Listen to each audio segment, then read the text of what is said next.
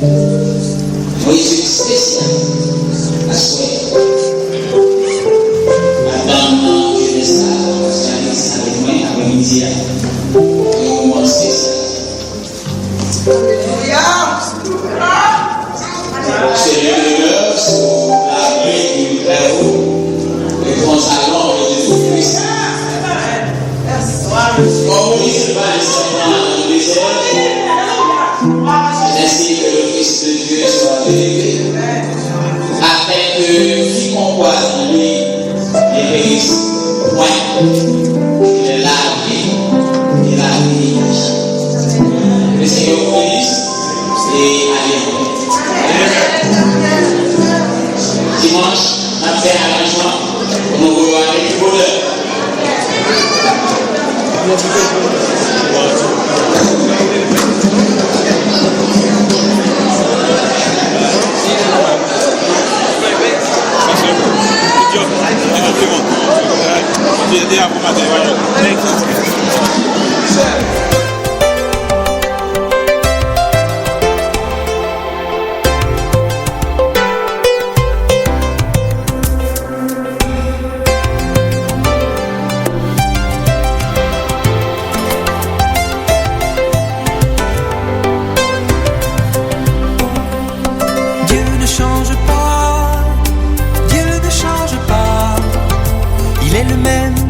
Éternellement,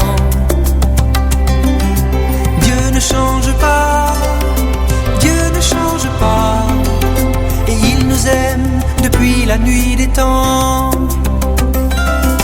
Dieu ne change pas, Dieu ne change pas, mais à Noël, il y a 2000 ans,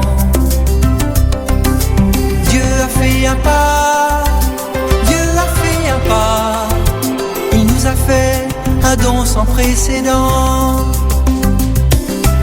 Dieu ne change pas, Dieu ne change pas, mais à Noël, il a livré son plan. Dieu a fait un pas, Dieu a fait un pas, c'est le début du Nouveau Testament.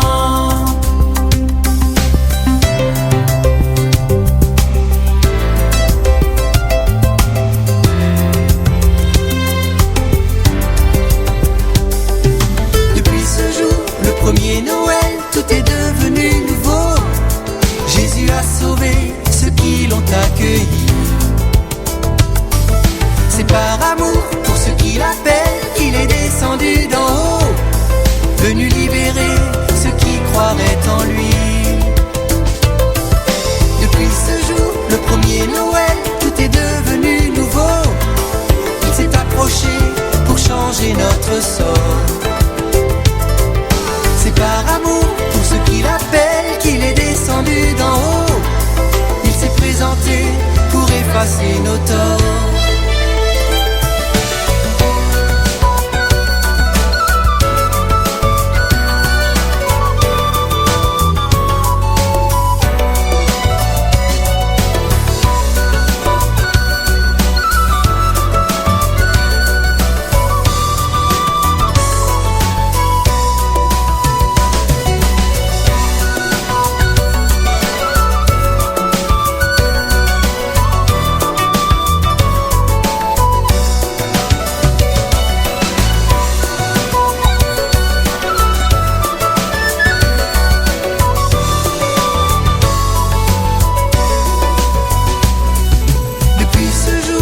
Premier Noël, tout est devenu nouveau.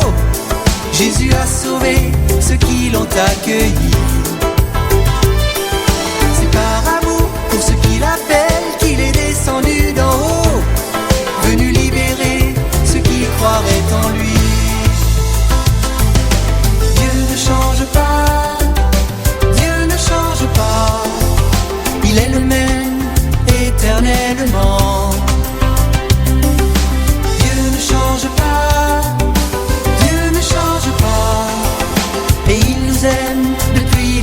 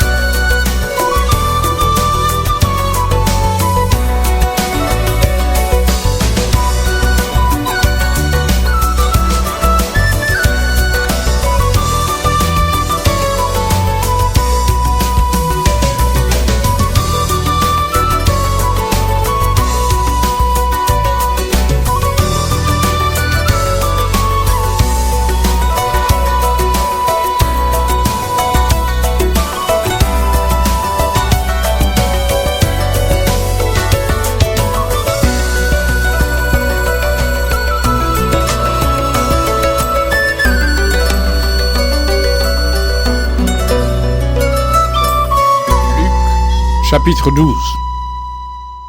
Pendant ce temps, des milliers de gens sont venus autour de Jésus. Ils se marchent sur les pieds, parce que la foule est très nombreuse.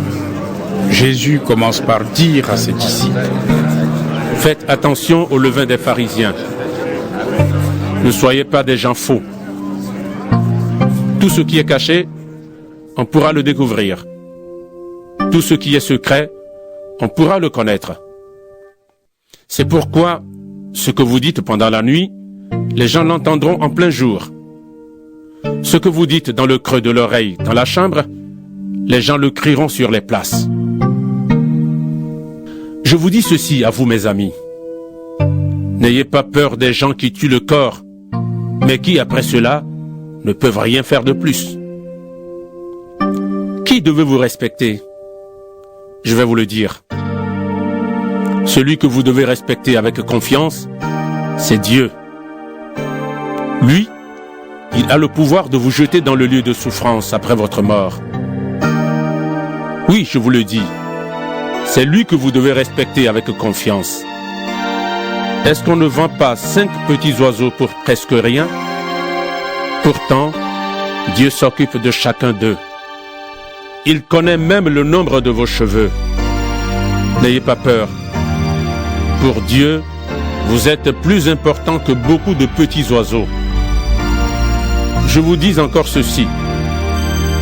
Si quelqu'un dit devant tout le monde: j'appartiens à Jésus, alors le Fils de l'homme dira devant les anges de Dieu: cette personne m'appartient. Mais si quelqu'un dit devant tout le monde: je n'appartiens pas à Jésus, alors le Fils de l'homme dira devant les anges de Dieu: cette personne ne m'appartient pas.